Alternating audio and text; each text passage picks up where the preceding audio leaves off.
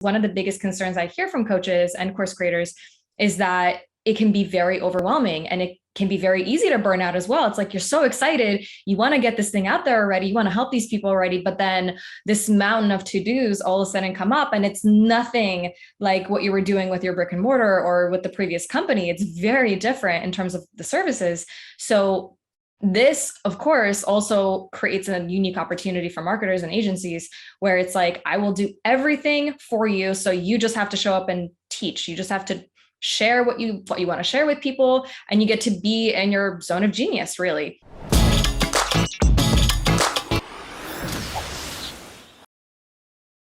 Hi, everyone, and welcome to another episode of the High Level Spotlight Sessions, where we showcase awesome marketers doing awesome marketing.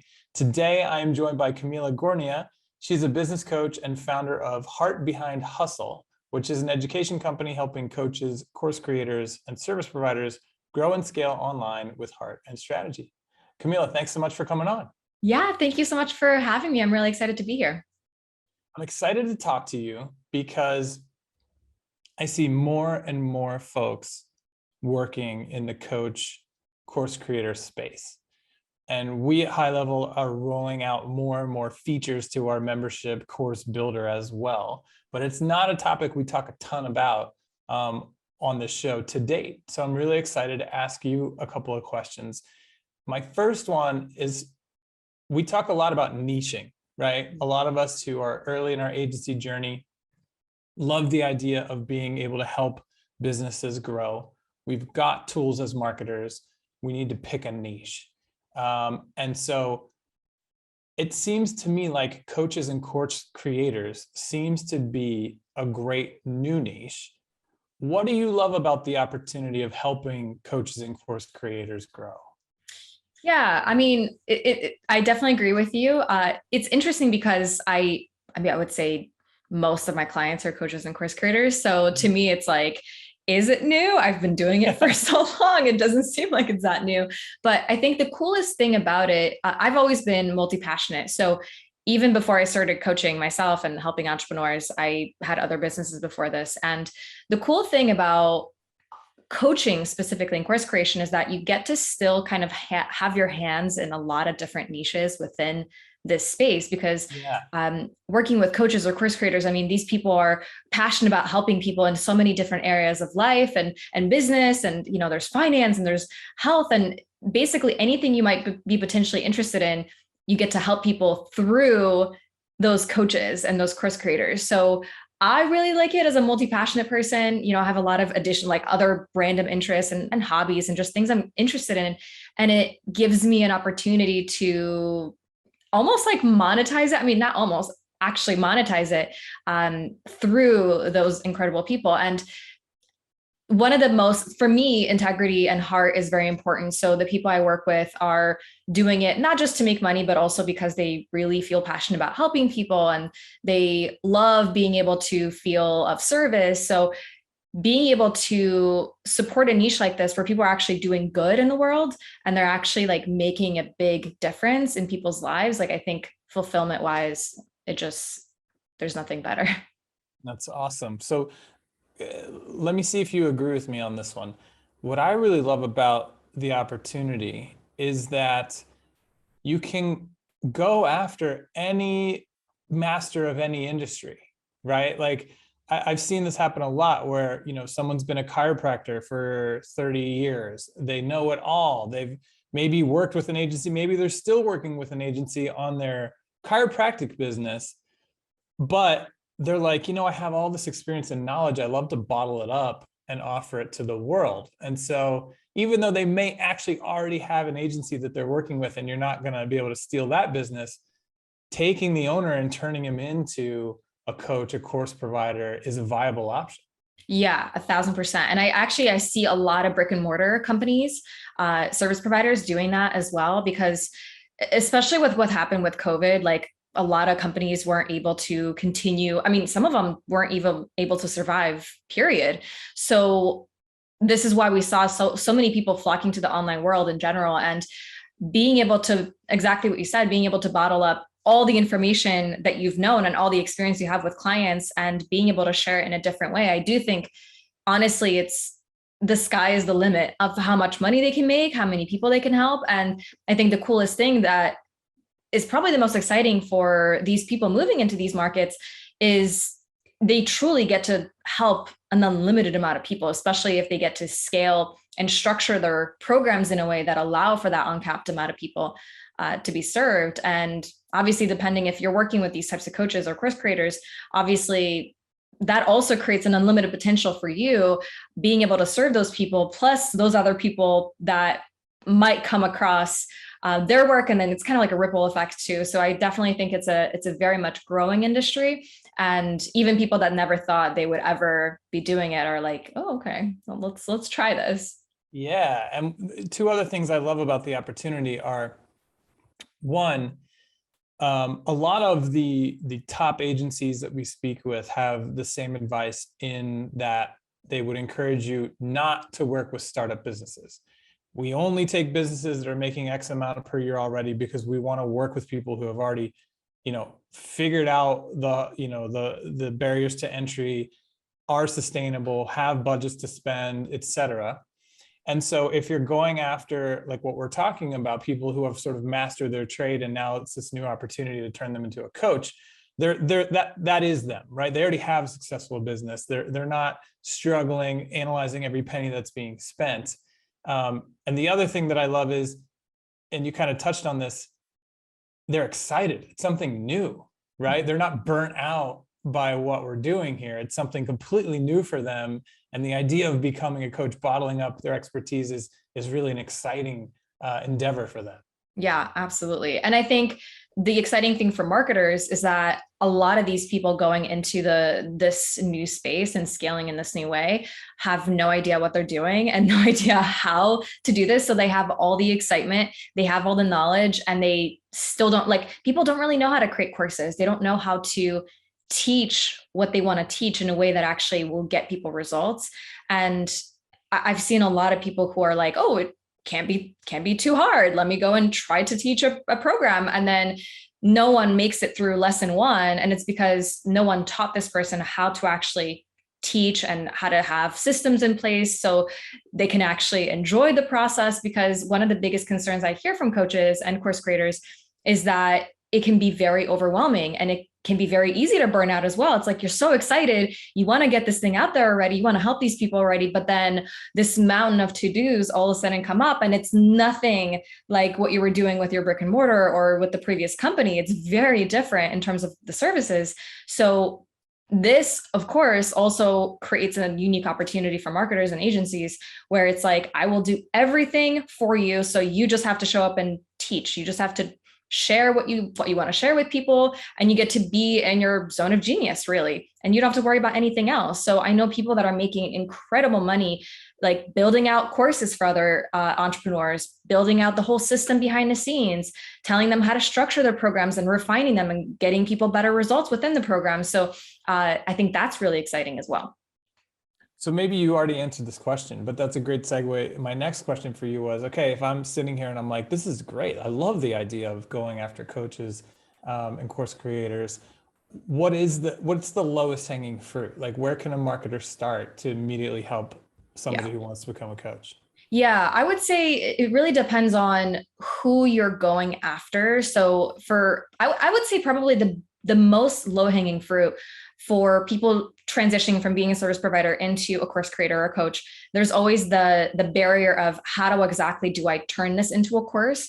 So that is a very high profit service that you can provide. And I don't think it's really that difficult. And the levels of what you provide within the service can obviously vary depending on the budget of the person. But I've seen people being able to basically, it's like an interview process where they just have conversations with this future course creator. They try to boil down like what exactly are we getting people to, and they use their strategy, their skills to turn it into a cohesive program that people can actually go through. So they'll create the slides, they'll create the lesson plans, they'll actually put it into a course hosting platform. They'll set up the whole course, like from start to finish. Here's a person starting, here's a person ending, that's all done.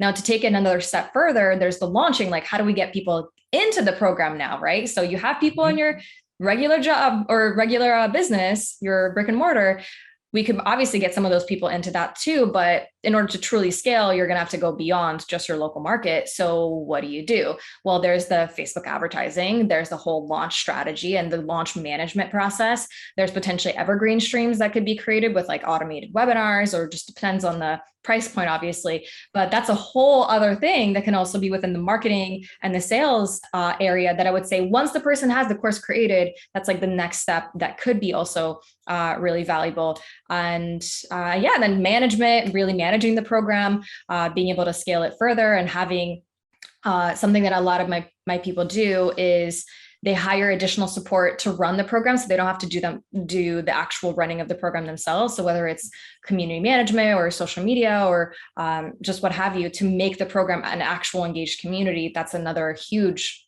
area that could be also outsourced for these people. Yeah, I love that. And if I'm, a high level marketer, I'm loving all of this, because basically what you're telling me is I just need to get good at helping coax the content out of them. Mm-hmm. Once I have the videos, I have high level, so I can go build the course out for them. I can build the nurture so that if people start the course and they don't complete lessons or whatever, I can be emailing them, text messaging them to continue.